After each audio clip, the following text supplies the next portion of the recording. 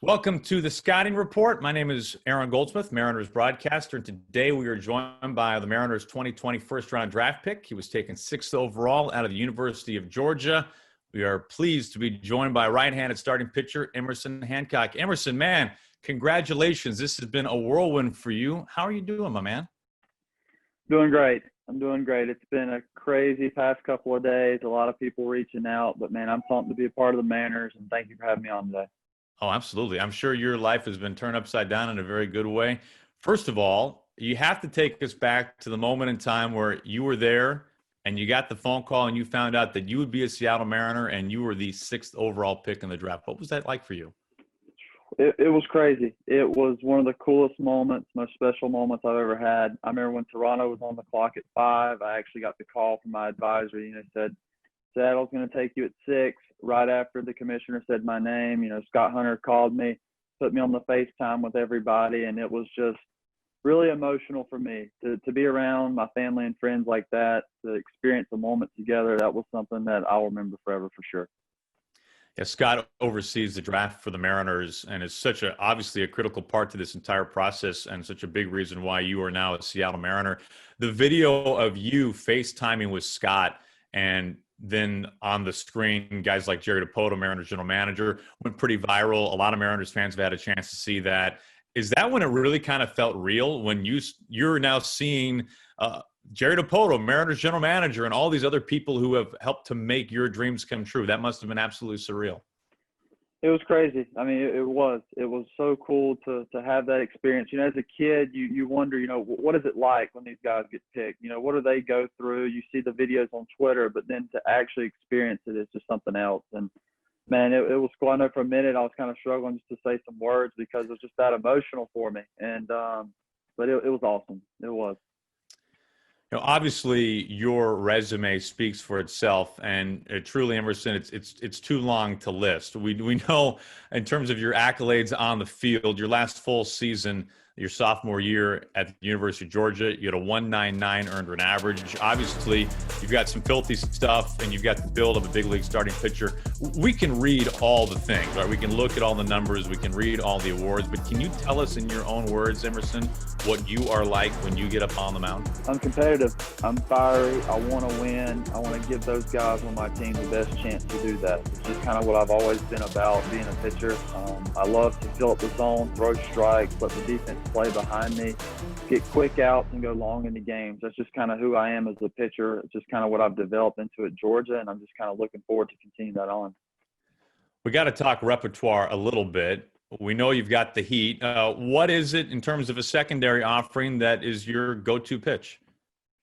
The slider. And the slider had made a big jump even this year than it was last year. It kind of started as a cutter, but then developed to like a harder slider, kind of an out pitch for me.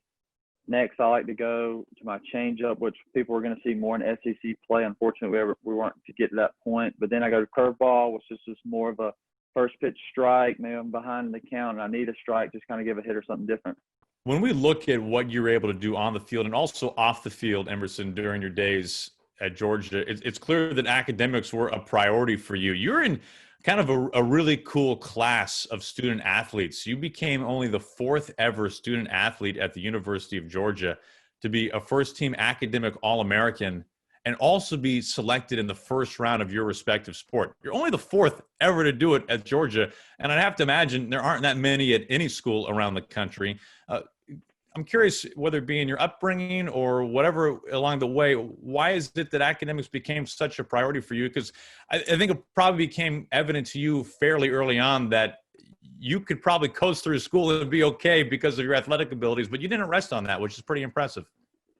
Yeah, it was my upbringing, and it was my mom. My mom always stayed on me about my school. She always wanted me to have all A's, and even when I got to college, she didn't like me making B's. And I just got better after my freshman year with my grades. I guess I got more accustomed to kind of the load that I had to deal with. And yeah, it was really cool. I'm 1 of 4, and another guy on that list is Bill Stanfield, who's also from Cairo. So we thought that was really cool. But definitely the upbringing, and we got a lot of people who help us a lot at Georgia too.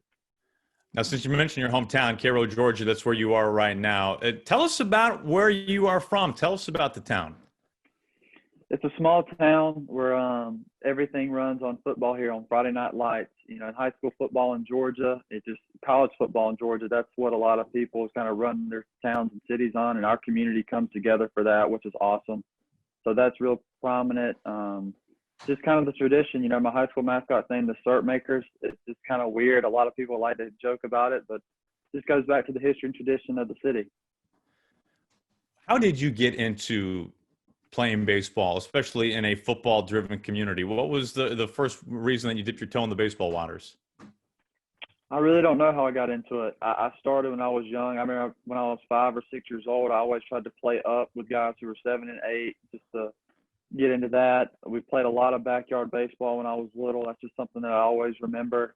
And I just kind of stuck with it. You know, I kept going. I loved baseball, even though, you know, on Friday nights, you love to watch what those guys were doing on the football field, and you kind of wish you could ever experience that. But I just kept going with baseball, and, you know, here we are.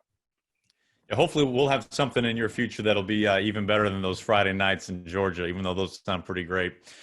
Tell us favorite team, favorite player when you were a kid as a fan. Favorite team, for sure, the Braves. South Georgia, Fox Sports South, easy to turn on. Just watch them all the time. Chipper, John Smoltz, just the list goes on and on. And then favorite player used to be Kershaw. I kind of love what, you know, him and his wife do off the field. It's just something that's really cool to me. It's something awesome for them to do. Right now, I love to watch Jacob deGrom. I got to see him pitch last summer in Atlanta, and it was awesome. He's just, everything is so smooth, so together, and definitely a really good pitcher right now. You're going to get some deGrom flow in the next couple of years? I can't do it. I cannot do it. Hey, he cut it back. Even he cut it back a little bit. Hey, Emerson, man, you are right now, you're a long way geographically from Seattle. Have you ever been out to the Northwest before? I have not. No, sir. All right, well, it's a little bit different than Georgia. Your accent's going to stand out a little bit, man. I hope you know this. Yeah, I kind of figured that. You know, one of the first radio interviews I did, they kind of got on me for saying y'all a lot. So I said, all right, I'll go to you guys just to kind of switch it up for people. But yeah, I know. Maybe it'll get a little bit better once I get out west. No, man, don't change. It's good. It's very good. There's plenty of y'alls around Major League Baseball. You'll be just fine. Hey, when you're not on the mound and you're not in the clubhouse, what do you like to do away from the field? I love to play golf. I really do. I played it kind of every now and then. We go with my dad to go to the golf course, me, him, my brother. And then last summer, I got to stay and train for another summer in Athens, and I played probably 3 or 4 times a week with a lot of the guys up there. So it just kind of found like a hidden passion I like to do. All right, Emerson, this is where your test really shines bright. It's time for Quick Pitch. Are you ready for this? I'm ready. Okay. Emerson, breakfast burritos or breakfast sandwich? Breakfast burritos. Would you rather sing on stage or dance on stage? Sing. Video games or board games? Video games. And your go-to video game currently is? Call of Duty. Scott Service, Mariner skipper, Emerson, is over to your house for dinner tonight. What are you cooking him? Steak. Are there going to be any sides with the steak, or is this strictly a protein diet? Steak, baked potato, and a salad. All right. That sounds like a solid Georgia dinner right there. Yep. Emerson, very important question. Bachelor or Bachelorette? Bachelor. Now, are you having to think about it because you haven't seen either show, or because it's just too tough to decide? It's just, yeah, I've seen both. My girlfriend keeps me on it, so I like The Bachelor. I don't know why. All right. Emerson, congratulations. You have passed, barely, but you passed Quick Pitch. And thank you, man. Thank you for joining us here on the Scouting Report. It's great to meet you. We can't wait to see you in Seattle one day, hopefully very soon. Awesome. Thank you, Aaron.